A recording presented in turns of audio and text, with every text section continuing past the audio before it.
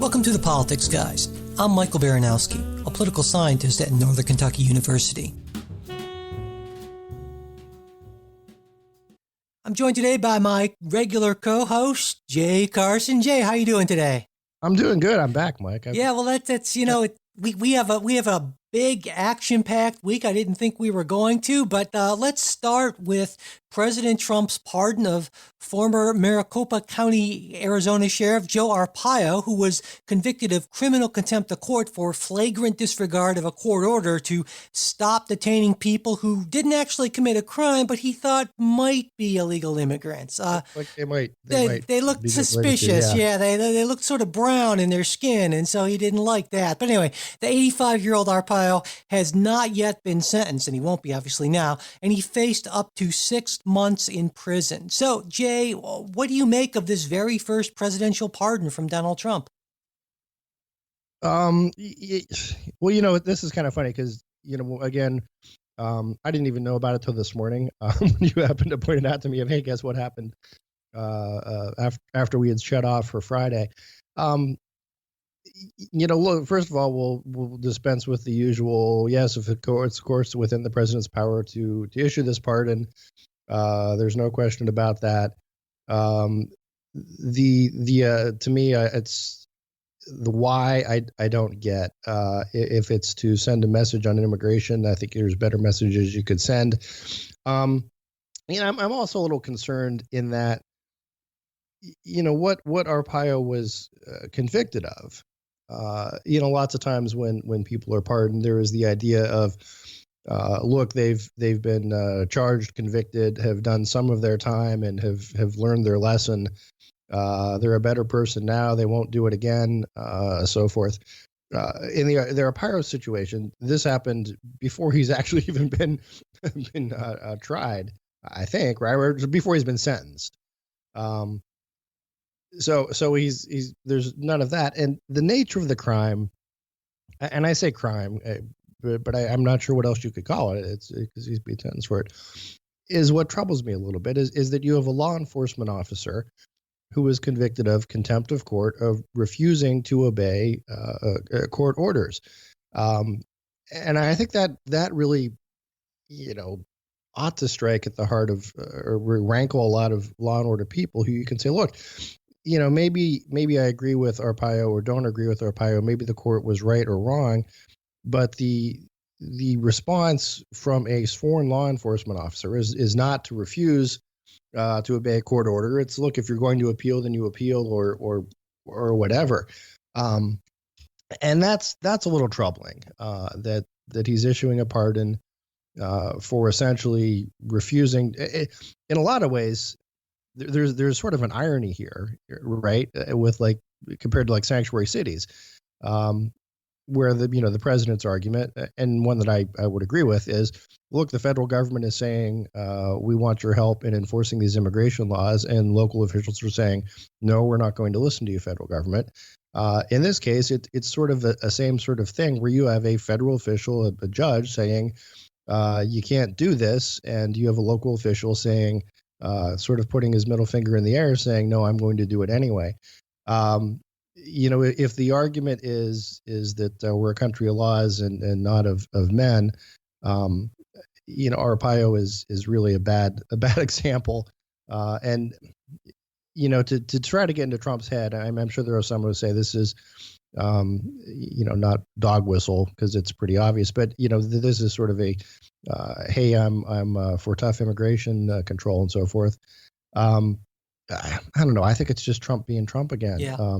I think this is part of a larger pattern of Donald Trump indicating that he really doesn't care a whole lot about the larger implications of, rule of law and things like that. He wants what he wants, and he wants to send whatever message and put his middle finger up to the establishment, which, doesn't like Joe Arpaio even a little bit. And that's the be all and end all. Though, some people suggested, well, maybe this is sending a message to Mike Flynn, Paul Manafort, and other people saying that, hey, you don't have to worry about serving time and so forth. If Bob Mueller comes, threatening you with something, I will take care of that. I don't know. I think that might be looking a Yeah. little bit too much into it, but we've talked about, as you pointed out, we've talked about this a lot before, the importance of essentially abiding by the rules, and if you don't like them, using the process to change those rules. But the idea of just kind of saying, well, I'm just not going to do it because I don't like that, especially when you're a law enforcement officer,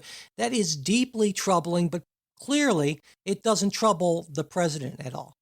And look, in all likelihood, as far as Arpaio getting sentenced, uh, he, I highly doubt he would have been actually sentenced to any sort of prison time. It would have been, in all likelihood, a suspended sentence, and don't do it again, and you're on. I mean, I can't see that. Again, putting essentially an 85-year-old nonviolent offender in prison, I just don't think it would have happened. Um, so this whole move is largely and entirely symbolic, and I really think it gets back to, and I don't want to get into psychoanalyzing Trump because so many people do that, and I don't really know that much more about the man than what I see and read, but it seems he tends to divide the world into like, hey, okay guys and not okay guys. And I think that comes back with his judgment, with even the Flynn sort of thing, with the, hey, come on, he's a good guy, cut him a break. Um, I think maybe he just looks at Arpaio the same way. Hey, he's a good guy. I don't want him to get. And there may be that may be all that's there. I mean, I think we're so used to looking for deeper motives and reading, political tea leaves and what else is going on there and what's going on below the surface. And I think with Trump, there just might not be that much going on below the surface. Yeah, I think that's a really good point. Hey, before we get to our next story, we want to thank our first sponsor today, SeatGeek, a great, low-cost, super convenient way to buy tickets for live events. With SeatGeek, you can find the best seats at the best prices. It's fully guaranteed, and it only takes a few taps on the app or a few clicks if you access it through their website, SeatGeek.com. I've used SeatGeek both in the app and on my phone and through SeatGeek.com. And either way, really quick, easy, informative. I just pulled it up and found out, for instance, that I can get tickets to an event that I, as a Pittsburgh Steelers fan living in Cincinnati, always watch, and that's the Steelers-Bengals game this December. And actually, the prices on SeatGeek were a lot lower than I would have guessed for that game. And so, and plus with SeatGeek, you can get updates on whatever, if you're not a Steelers fan, that's your own problem. But anyway, whatever sort of events, performances you want to keep track of, you can even connect it with Spotify, your music library, Facebook, get notifications about artists you listen to or follow. But if you want to turn that off, that's not a big deal if you're not a big notification person. I know I'm not. And when you buy a ticket, they'll even put the day and time of the event on your calendar if you want. And best of all, Politics Guys listeners get $20 off their first SeatGeek purchase. Just download the SeatGeek app and enter promo code PoliticsGuy today. That's promo code PoliticsGuy for $20 off your first SeatGeek purchase. Okay, moving on to our next story. It was a busy Friday afternoon for Donald Trump. In a presidential memo that he sent out on Friday, President Trump formalized a ban on military recruitment of openly transgender people. And of course, he announced this in late July, initially on Twitter, of course. The memo also prevents the military from providing sex reassignment surgery for transgender troops. Now, the status of current transgender troops is still a little bit up in the air because the president is allowing military leaders to determine whether or not transgender troops should be allowed to continue to serve. So, what do you think about this ban, Jay? Oh my gosh. Well, we talked about this before. I think we did, didn't we? I know it came up. I'm not sure to the extent we discussed it, and I think we were both, at least I've always been of the opinion. Look, the military is not a big sort of social justice experiment. It exists to fight and kill other people. So to me, that you look at the military, that is their primary mission. That said, the effectiveness of the military ought to be left up to the military. And it's a little weird of Trump, who has shown this sort of preference, deference, fanboy sort of thing for generals, that he wouldn't go through what is sort of the typical process, which is you would have a Pentagon study and evaluate and what is the presence of transgender troops. I mean, first of all, how big a deal is this? How does this affect our military readiness capabilities? What's Yeah. the word I'm looking for? Group Yeah. cohesion. In fact, that's a really important point, because just to give folks a little bit of history, back in summer 2016, President Obama allowed transgender troops to serve openly and receive that sex reassignment surgery and so forth. But he also ordered the Pentagon to determine, what sort of policy there should be kind of going forward. And he gave them a year to do that. Now, obviously, that would be lead into the next presidency, which he thought at the time would be, a Hillary Clinton presidency. Then Jim Mattis comes in as defense secretary, and he actually delayed the entry of openly transgender troops until January of 2018 for just those reasons you cited, Jay, the need to evaluate the impact of this on readiness and cohesion. And so essentially what President Trump is doing is he's short-circuiting this process by just saying no. And I think you make a good point, saying that if you have a legitimate concern over readiness and cohesion, you let this study play out and wait to see what the results of this study are. So to me, pretty clearly, this is just about Donald Trump sending another message to his base. Another possibility here is there's word that there was a lot of lobbying from more socially conservative members of Congress who were suggesting that maybe they would be a little difficult on the spending bill, and that would also include money for President Trump's beloved border wall, unless he gave in on this issue. And so maybe he felt like, this is, well, I'm getting some pressure on this, and I might as well go along with this thing that I don't really care about a whole lot.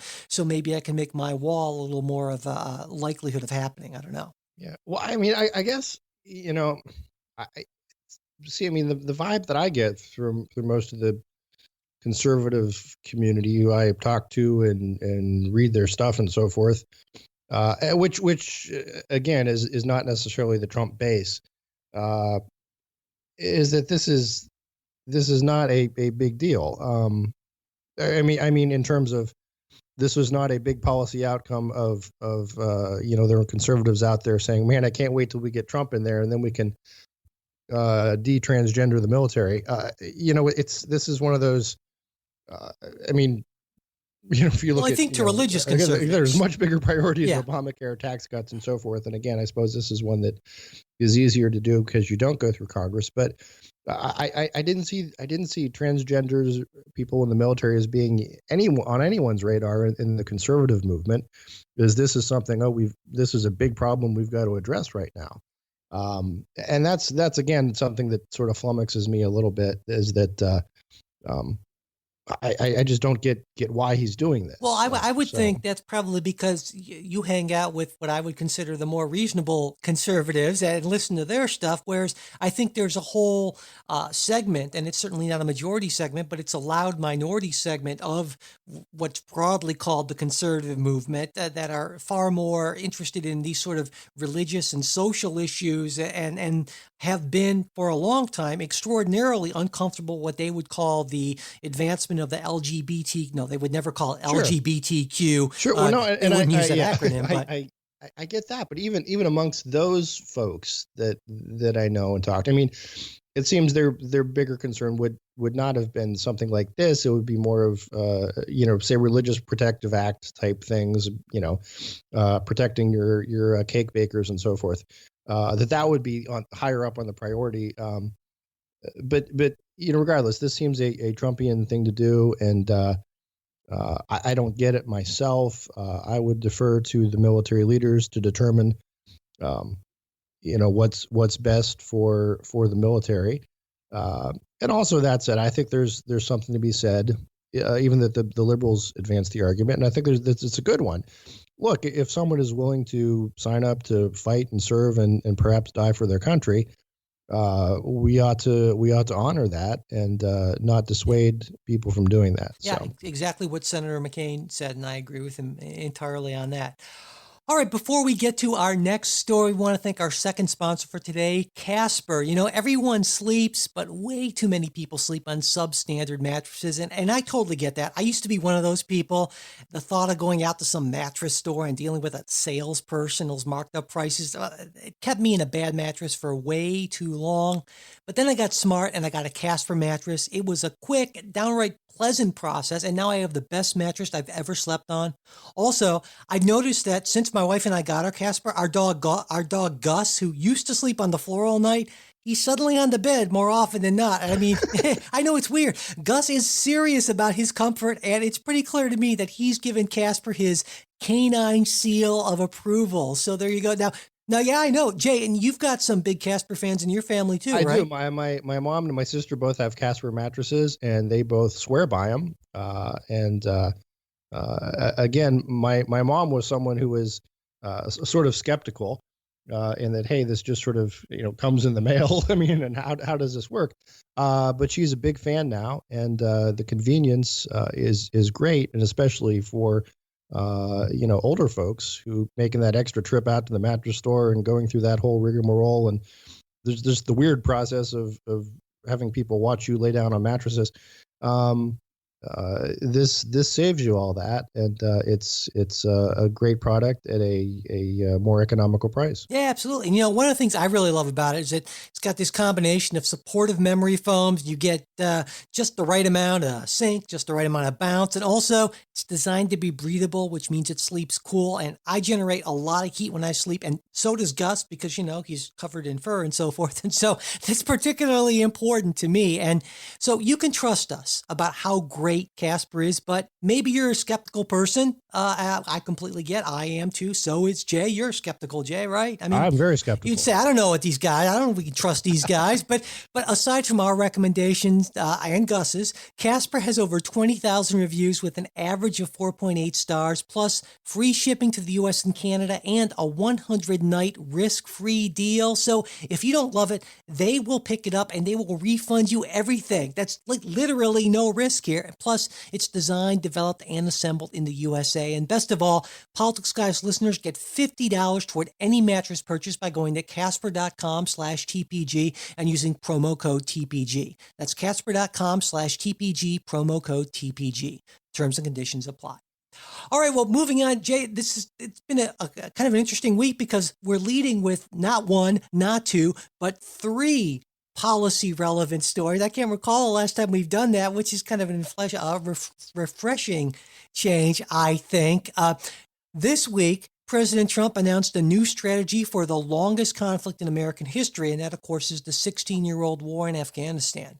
Now, the president who campaigned on pulling out of Afghanistan was eventually convinced by his generals that doing so would make the terrorism problem worse. And Trump made it clear that there would be additional troops put into the country, but he didn't give a number, though it's generally thought that the number is going to be around 4,000 or so. And that's a significant increase to the approximately 8,400 American troops currently in country, but it's far short of the peak troop level of around 100,000 back in 2011. Now, President Trump, rightly, in my view, criticized the artificial military drawdown timetables that the Obama administration established. And he has said that under him, troop levels would be determined by conditions on the ground, but he also said there wouldn't be a blank check. And also, as part of the new strategy, the president will be giving field commanders greater authority, and he intends to put greater pressure on Pakistan, which has long offered safe haven to Taliban fighters, and which a country that we give a lot of aid to, close to $1 billion, I believe, in 2016. So, Jay, what do you think about the new Afghanistan plan? Well, as our Trump stories at this point, I would say he's one for three. This seems to me to be something sensible that, again, as you point out, this was done in consultation with the military. And as he pointed out at his press conference, sort of this is against his instincts. So maybe that's the way to go. Sort of the old, George Costanza, do the opposite. So Afghanistan is a difficult problem. The Middle East is a horrendously difficult problem. When we've talked about this on other shows, I've long been of the opinion that it's not ideal that we have troops stationed around the world like this, or that the world's policemen, or that we're trying to prop up failed states. But somebody's got to do it, and because what happens in the vacuum is you get blossoming of ISIS and Al Qaeda and those types of organizations that have a safe haven.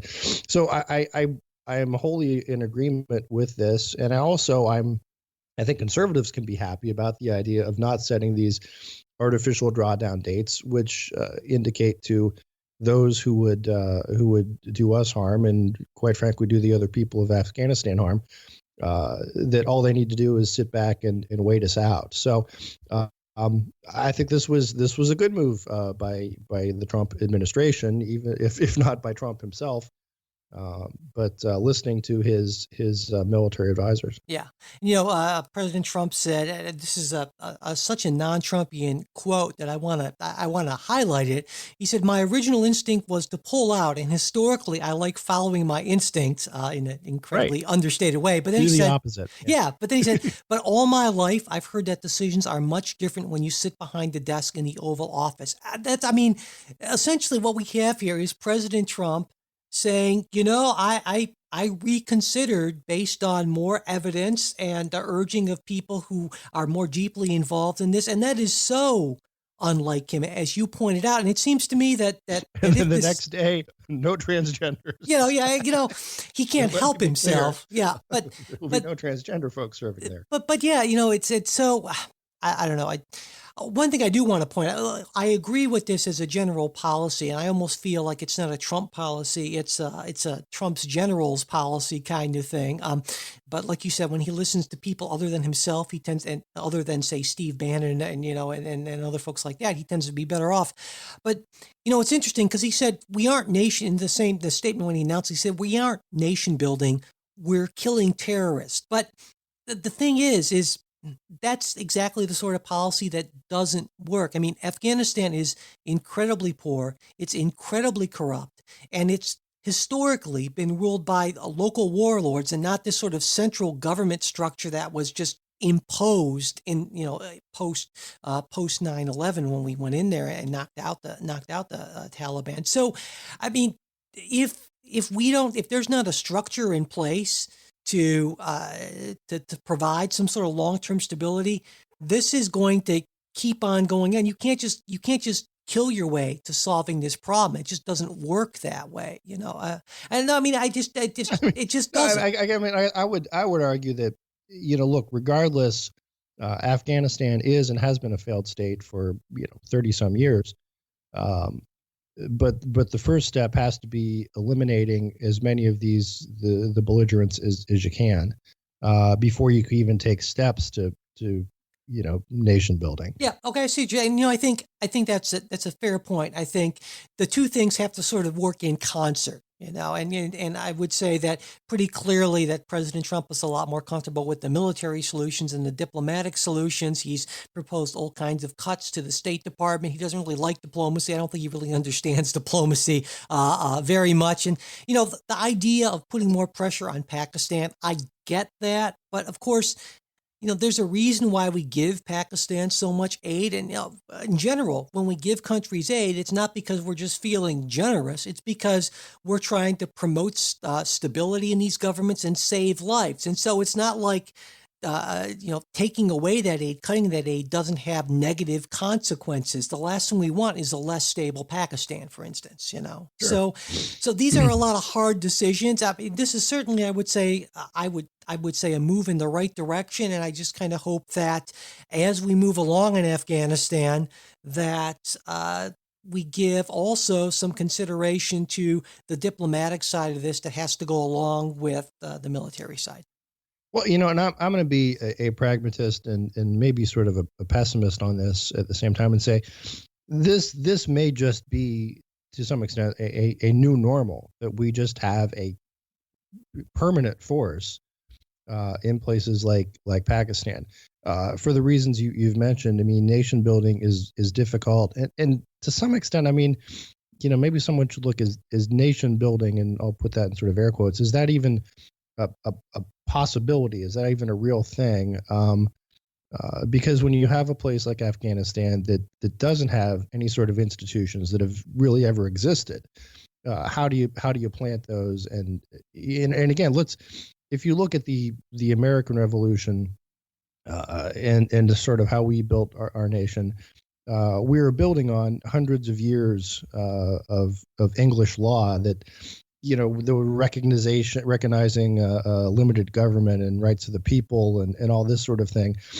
And this may be something that just it takes hundreds of years, and Pakistan is sort of starting at ground zero. So Yeah. Yeah, I mean it is it's quite a challenge when we think about what victory would look like. When we think about traditionally victory in war, we think about I think I'm sorry, I said Pakistan. I mean yeah, yeah. Afghanistan. But I think you would agree that when we think about victory, we think about vanquishing the enemy in some sort of permanent way, the kind of World War II sort of, well, the Nazis are gone and that sort of thing. Exactly. And when you were talking about European governments again who have Exactly. that sort of history, the idea is we just take out the bad guys and the good guys will come back into power and things will be okay. Yeah, and in this instance, that's not really, I don't think, a viable possibility. Victory more looks like kind of a sort of a stalemate sort of thing where the Taliban is still a force, but on balance, the central government in Kabul kind of controls more of the country than not, essentially. I mean, and that's Well, about I would say it's similar to you might call it a type of containment like we did in the Cold War, where look, there's going to be these areas that are going to be sort of ungovernable, but as long as we have the force and the power in there to prevent it from spreading, to prevent it from metastasizing into either ISIS type groups that control pieces of territory, or just the spreading of jihad into the West. That's what your goal is that sort of containment. yeah, I think that's a really good point. On the domestic front, there's a new development on a story we've talked about a lot in the past, Jay, and that's voter ID laws. Yeah, this week, U.S. District Judge Nelva Gonzalez Ramos issued a permanent injunction against Texas's voter ID law, which is generally regarded as one of the most restrictive in the country. Gonzalez Ramos ruled that the law, which was a revision of a previous law that was tossed by the courts, didn't fully deal with the issues raised by the initial law and was, in her words, enacted with discriminatory intent, knowingly placing additional burdens on a disproportionate number of Hispanic and African American voters. Now, Texas Attorney General Ken Paxton called the ruling outrageous, and I'm sure the Trump Justice Department agrees, seeing as how it's been strongly supportive of restrictive voter ID laws. So, Jay, do you think that Judge Gonzalez Ramos made the right call here? Probably not. I mean, I think this was something to go up on appeal and come back.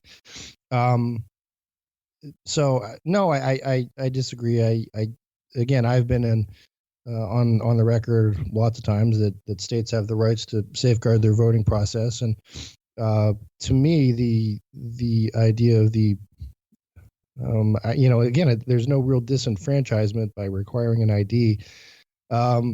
Are there better ways to do it? Is there a way that could be done and make it easier to get past constitutional muster? Sure, but no, I think this is a valid exercise of the state's ability to govern the voting process, and I expect the Fifth Circuit, assuming it'll be appealed, and I assume it will. I think the Fifth Circuit might send it back to Judge Ramos and say, try again. Well, I understand. You've made this point a number of times in the past, and I guess my main objection to it is if this were in fact a legitimate, honest attempt to focus on vote fraud, they wouldn't fly in the face of all of what we know about vote fraud. Let me give you an example of that. There have been a lot of studies on this. One that's I think one of the better studies on this, one of the most comprehensive. Loyola Law School professor Justin Levitt looked at 14 years of voting. It's 2000 through 2014. And he found 31 possible, not absolutely certain, but possible incidents of in-person voter fraud. And the in-person voter fraud is the specific type of voter fraud that these laws are designed to address.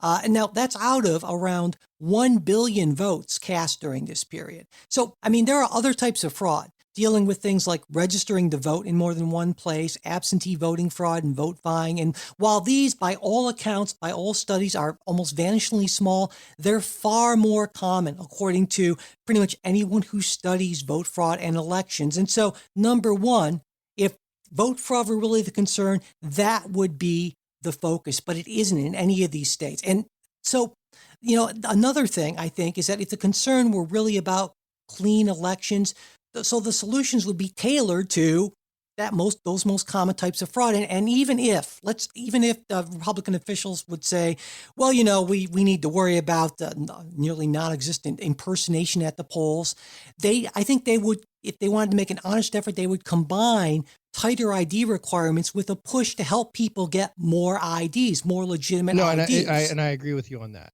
To me, that's the biggest flaw is that Texas does not provide free, with this program. And I know I live in a state that has its voter ID laws. Now, again, we're under a little different rubric sort of supervision, just because this is Ohio and that's Texas. But no, if you want an ID, the government will provide you with one. So that there is no real excuse, I guess, for not being able to identify yourself. Yeah, and you would think, like in Texas's case, for instance, that they made the decision to not allow use at the polls of the IDs that the state itself issues to Texas state employees, and that's one of the things that the judge cited. And so I certainly don't take issue with any reasonable efforts to make elections more, less fraudulent, for instance, even though, I think it's essentially these are solutions in search of a problem for the most part. But I understand your arguments. And if we can do something to if we can do something to make it better, why not? Yeah, exactly. Yeah. And I think there are decent, reasonable people like you who that's the concern. But I also think that there are a lot more people who are saying, hey, we can use this as a cover to gain partisan advantage. And I know I would assume that if you were the sort of person who were putting together one of these laws, you would say, let's combine it with a thing to make getting IDs less of a hassle for these groups. And so that way we can legitimately say, hey, we're cleaning up the system and we're trying to actually increase the number of people who can legitimately vote. And that would be fine for you. But the problem is there are too many people who that's not their real goal. What they're doing is they're trying to use the process for, partisan advantage and make this sort of hypocritical argument, unfortunately. No, I wouldn't take it as far as you do, but I think we're actually getting closer on this issue, you and I. That's always encouraging, or maybe you're kind of conceding the idea of a state, issued ID and then a voter ID. I don't know. To me, I'm always troubled when courts strike at the motives behind statutes rather than what the statutes say. To me, it ought to be on its face. Now, again, you make some good points of listen, why don't they include state issued IDs as acceptable forms? Yeah, I think there could probably be some reasons for that that I'm not going to dig into, but regardless, that would be an easier way to get this through the courts and establish some serve the ends that they're trying to reach. The other piece is it's a little weird when you consider this is Texas. And is there a really statewide issue of is Texas suddenly going to flip from a red state to a blue state? That these measures would be needed, and I would say that's pretty doubtful. But at least in the shorter, David elected Democrats before, so yeah. So I think demographically, obviously, longer. That's a whole nother story. But demographically, there's reasons for Texas to worry, but that's not anytime in the near term future for sure. So, all right. Well, it's time actually for what we're reading, where we step back from the crazy pace of the news cycle and talk about, the more in-depth, thoughtful things that we're reading, listening to, or watching, that sort of thing. So I've got something this week from a unusual source, Jay. Vice, the online. No, they do a news thing on TV, but yeah, I check out Vice on a semi-regular basis. There's an article in Vice this week called "Don't Look Now, but America's Tax System May Collapse Soon." It's as Grover Norquist cheers, I'm sure, from wherever. But the article is about IRS funding, and it points out that since Republicans, since 2010, when the Republicans basically got in charge in the House, Congress has cut the IRS budget really pretty considerably. The agency's lost around 13,000 employees. That's around 14% of the entire workforce. And now, the reason why this is a big deal is, according to the Treasury Department, every additional dollar spent on IRS enforcement ends up yielding $6 or more in additional revenue from collecting legally owed taxes, basically. IRS audits are way down. They've been cut by more than a third since 2010.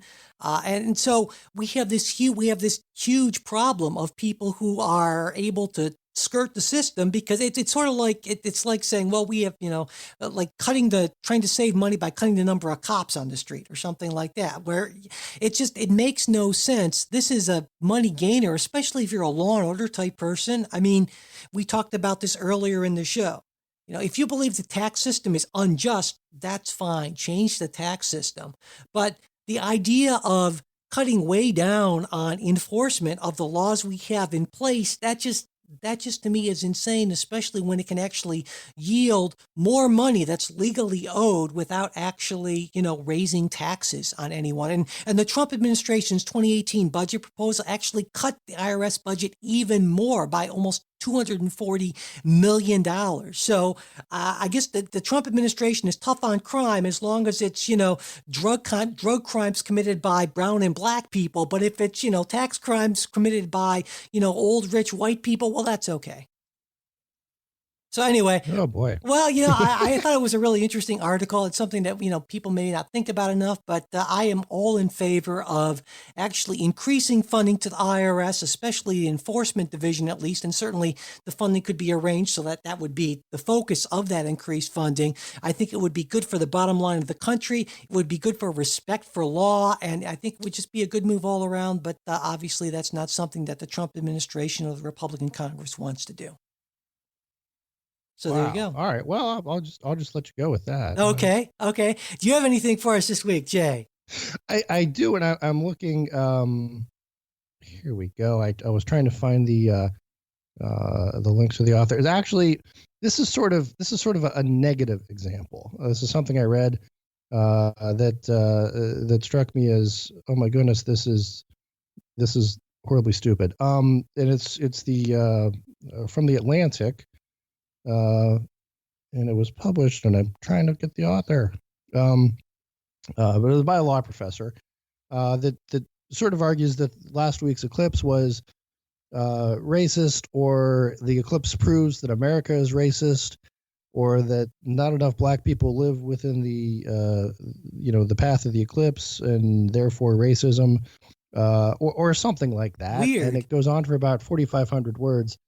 And it struck me as just something that is, horribly ridiculous. I in some ways I want to tell people, like, hey, you should really go read this. The other part of me says no, but again, it's maybe sort of a cautionary tale. The gist of it is that the path of the eclipse it was written by Alice Ristoff of Brooklyn Law School.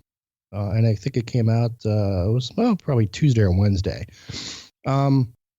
It's the idea that the places where the path of the total eclipse passed over were these rather sparsely populated counties, and filled with Trump supporters, and it sort of somehow demonstrated the racism or the need to overturn Citizens United, or again, the whole thing is just so completely murky.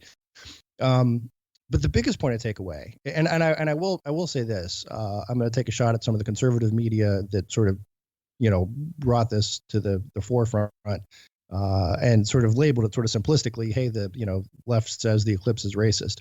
Um, there's more to it than that. Although there was some wonderfully hilarious, it's like you couldn't make this up, type thing about how, well, Ferguson, Missouri is mostly black, but just the totality of the eclipse passed like 40 miles north of it.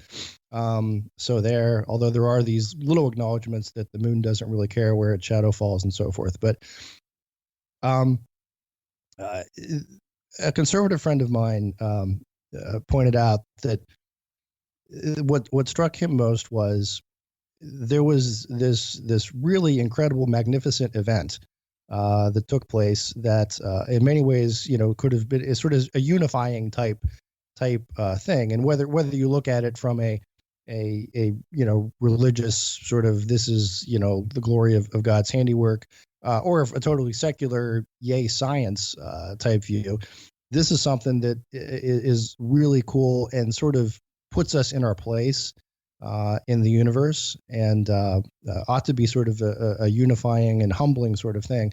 But yet the response by the hard left is to look up at the eclipse and say, well, look, this, how does this show racism? And to me, that was sort of poignant. So, I mean, I guess my point isn't even so much about the article; it's more about the eclipse. And Peggy Noonan had another article in the Wall Street Journal, sort of the opposite of this, almost. Again, to my argument, more about, look, these sort of big events kind of remind us that we're all just very tiny people in a very big universe, and whatever we say, do, or think isn't going to change, the eclipse or where it falls, and that ought to give us better perspective. Yeah, I think there's something to that, and I haven't read the article yet. I'm going to, but it strikes me as this is a great illustration of so much of what's wrong with the media in general. Number one, the fact that in a desperate desire to get clicks, someone, an august body like the Atlantic with a long and proud history, needing to fill space and so forth, would decide to publish something like this, which sounds extraordinary clickbaity. And then on the other side, of course, then the conservative media would seize on this. The right sort of fell for it by saying, look, the Atlantic says the eclipse is racist. But this is so much of our discourse, and I think so much of it is because we want new and interesting things to be outraged about and so forth. And this is something that is really, I think a lot of younger listeners might not appreciate how unique this is to our modern political discourse. This is kind of a newer sort of thing, and it's certainly, this happens both on the left and the right, certainly. And it's one of those things that just makes me just wish for sometimes. Hey, the internet's a great thing, but there are days, there are sometimes entire weeks when I say, geez, I just wish for those simpler times back in the 80s and the 90s when, the news cycle was a different thing. And used to have to be like, you can only get outraged like once or twice a day. It was kind of nice. Like the morning newspaper, maybe you could get outraged by that, and then maybe there was something on the nightly news to be outraged about. But then again, what I trade that for, it's sort of moment by moment. Yeah, exactly. But then again, what I trade that for, not having Spotify or something like that, geez, I don't know. But anyway, I think an interesting article. We will of course have links to that on the site. We actually had, because Donald Trump was so active late in the week, we actually have a number of other stories that we really wanted to get to. And what we're going to do this week is, instead of doing a mega show today, which is going to probably strain the listening abilities of anyone, what we're going to do is we're going to talk about some of these additional stories on our Wednesday show. And just as a little bit of a preview, we're going to talk about Donald Trump's battle with Republican senators and the media. That's not a new thing. We're also going to bring up the largest ever national anthem protest, which was held by Jay's own Cleveland Browns. Not that he has an ownership stake or anything, but hometown team. And also what we can take away from Donald Trump looking into the eclipse. That and maybe a little bit more more you have to look forward to on our Wednesday show. All right. So that does it, though, for this episode. Thanks, everyone, for listening. We really do hope you like what you heard, and you will check out today's sponsors. SeatGeek, where Politics Guys listeners get $20 off their first SeatGeek purchase. Just download the SeatGeek app and enter promo code PoliticsGuy today. And Casper, where Politics Guys listeners get $50 toward any mattress purchase by going to casper.com/TPG and using promo code TPG.